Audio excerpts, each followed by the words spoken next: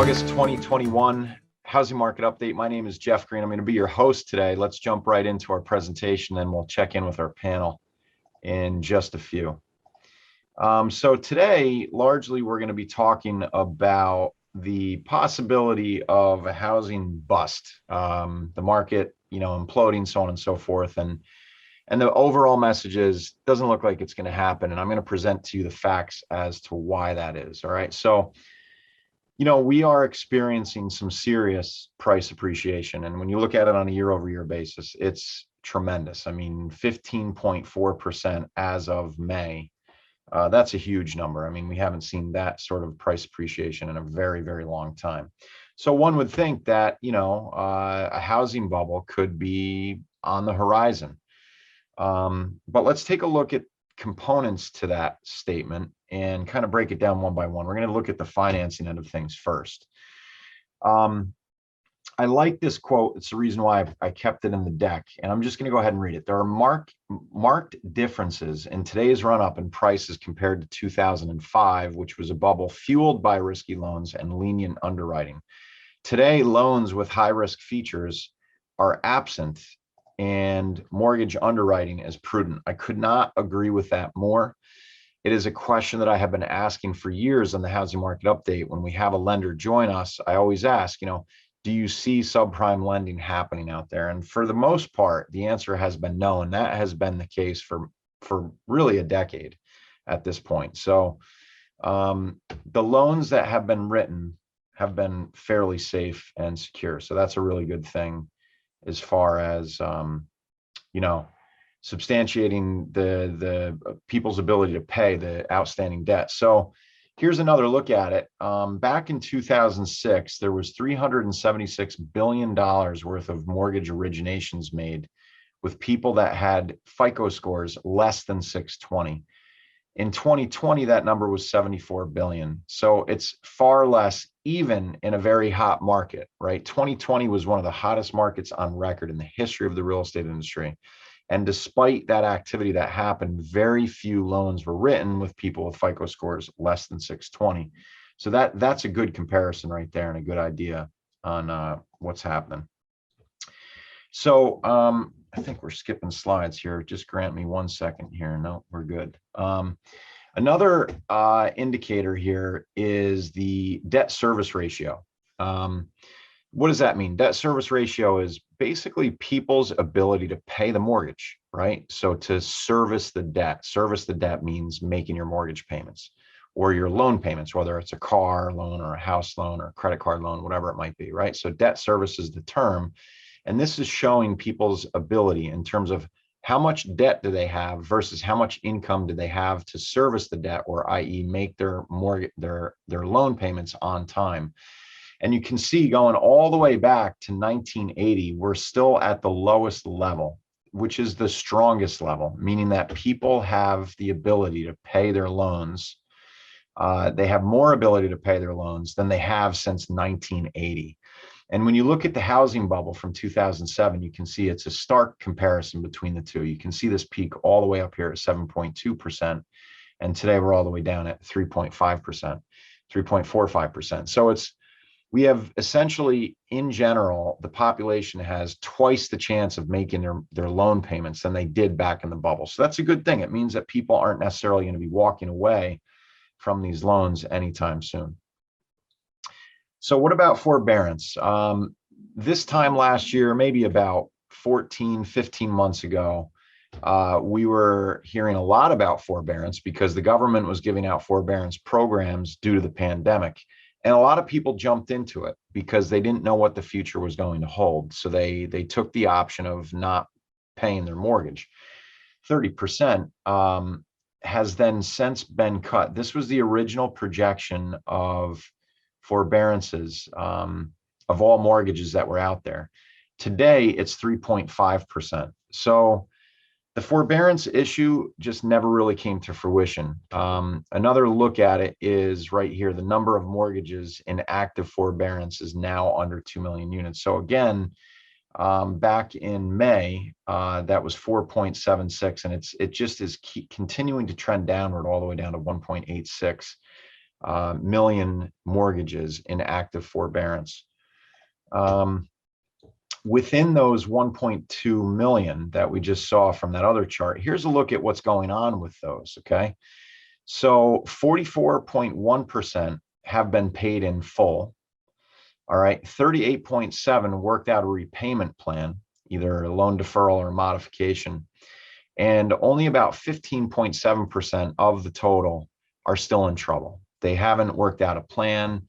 They're maybe just not paying their mortgage, so on and so forth. And when you think about the inventory issue that we still have, one would easily surmise that the amount of foreclosures that could potentially come out of the forbearance issue as a whole would easily be absorbed by the marketplace, because there is such a low inventory that I think everybody on our panel is going to agree with that we just need more inventory. It doesn't matter where it comes from, whether it's a foreclosure, a new home, an existing sale, so on and so forth. Now, out there in the news, you're starting to see, headlines that the housing market, it's not as strong as it was. What's happening? Is this an implosion? Pending home sales drop in June, more evidence of a housing turnaround, right? So they're not necessarily saying bursting of a bubble, housing crash, but you're starting to see news articles on a turnaround. And I agree with that. It was inevitable that it was going to happen at some point. But is it a bubble? And I think the answer is it absolutely is not, because really this is a supply and demand issue that's still currently going on. We're still seeing high traffic across the country. You can take a look at this chart here. You don't need to see any of the details. Just look at the colors, right? Dark blue indicates high buyer traffic. Blue indicates solid buyer traffic, but lower than the dark blue. So you can see back in April, almost the whole country was experiencing very intense buyer traffic. And as you can see in May, it slowed down a little bit. In June, it slowed down a little bit more. So things are slowing down. There's no question that buyer traffic has slowed. And we've heard that from our local panelists, over the last few months as well. They agreed that it's not quite as intense, but it's still intense. It's still an extremely strong market, and it is still a seller's market. So here's the monthly showing time index. Showing time is the, let's call it the data aggregator of all showings that are taking place. For those of you who are not familiar with what showing time is, it's basically a system that the realtors use to book showings and communicate information with their sellers. So right now you can see, even though things are slowing, right? You can go back to January, February, March, April. It's still higher than at any point during 2020, right? So June of 21 there's still more buyer traffic going on than at any point in 2020. So yes, it's slowing down. It's not as intense as it was at the fever pitch moment of this market, but it's still extremely strong. So this seller's market is not necessarily ending anytime soon. And here's really the reason why. When you take a look at months of inventory of homes for sale, it gives you perspective, right? Like you can see how the inventory was growing, back in 2005, 2006, which was, really the bubble truly bursted in 2008 from the financial crisis. But, things started to go sideways back in 2005 and 2006, but you can really start to see the inventory really creeping up there, and then things just drop, but then reach back up in 2010, and it's been a steady decline of inventory ever since. And we're really, at historic lows. When you go all the way back to 1999, today is much lower than then. So again, the months of inventory, the lower that it is, it means that there's less inventory for buyers to look at and purchases to make with those homes. So it's a problem. And that really just comes back to pure supply and demand, which is economics 101. Okay, so Lawrence Young, he's the chief economist for the NAR. So let's hear what he's saying here. Given that sales activities are coming down, we may be sensing some turn in the market. We are seeing less prevalence of multiple offers. It is still a seller's market, no doubt. Okay, I agree with that. I think our panelists, they're going to chime in here in a minute. I think they're going to agree with that too. It's still a seller's market, but people need to be very cautious how they price their home to attract buyers. I think that's a key point. knowing that these sales activities are declining somewhat. So that's absolutely the point to make to a seller. And if you're watching this and you're a seller, you can't just throw any number out there, pie in the sky, and expect your home to sell. Buyers are prudent, and now they're starting to see a little bit more inventory. They're going to be a little bit more guarded on their offers because they're sensing that there's not as much competition as there was 3, 6, 8 months ago. Okay. All right. So let's take a look at the stats. We give these to you every month so that you can kind of compare and see. I like to lay these out in these line charts the way that they are. So here's, 2021, the pink line, and you can see that there was a fairly substantial variance in terms of the existing home sales. But you can see now it's dipped down a little bit, and it's really not much higher than that of previous years. So that is existing home sales, the number of homes that is actually selling. Now let's take a look at the average price. You can see that price is just still off in its own stratosphere. Again, are we going to see a major decrease in price? No. Are we going to see a decrease in the rate of appreciation? Yes, we are. That is going to happen at some point in the next 60, 90, 120 days. You're going to see that. I don't think there's any question about it. Pretty much everybody agrees. Months of supply of inventory, you can see still, this orange line here was 2020. Okay. And you can see that, last summer, June, the market took off and everything got gobbled up. Inventory just went away because everybody started buying up these homes.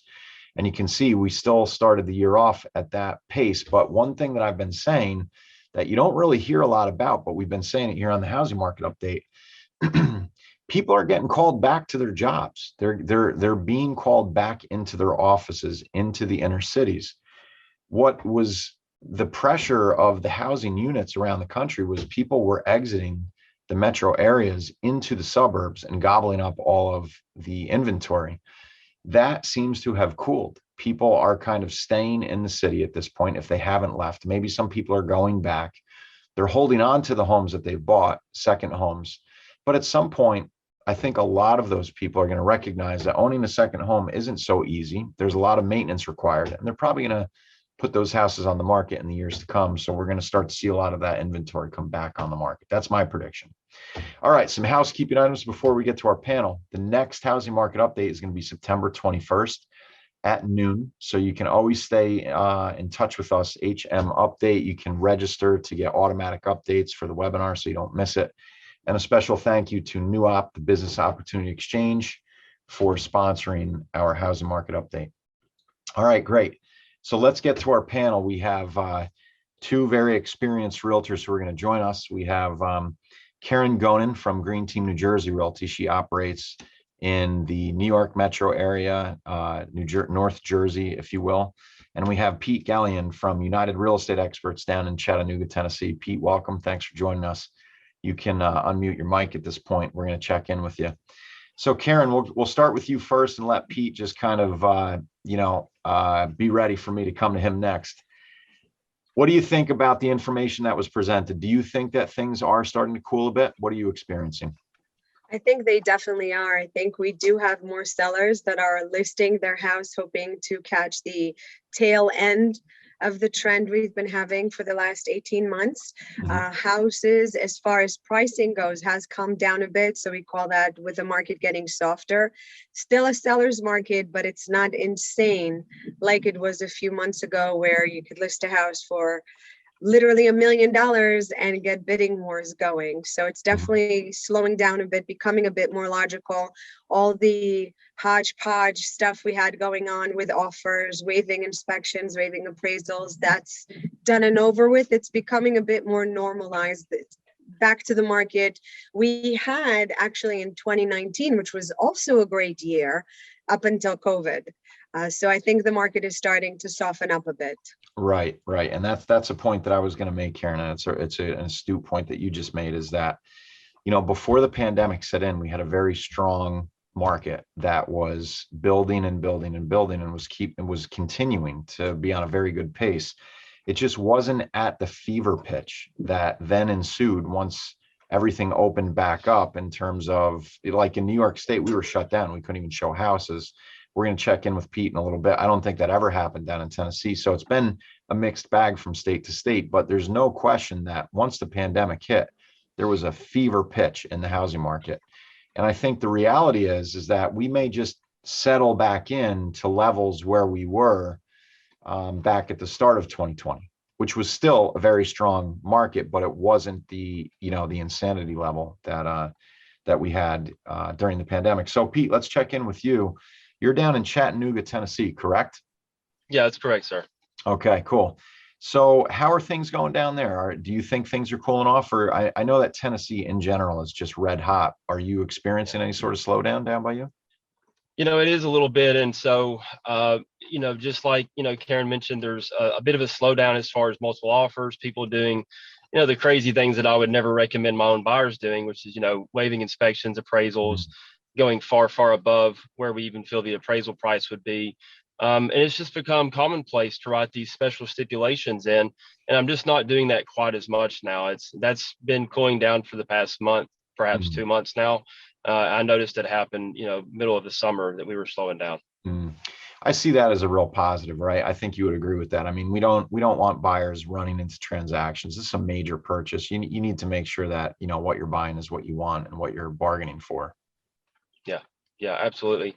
Absolutely. And I think, Tennessee is probably, Forbes has said, multiple times that Tennessee is a great place to retire back years ago.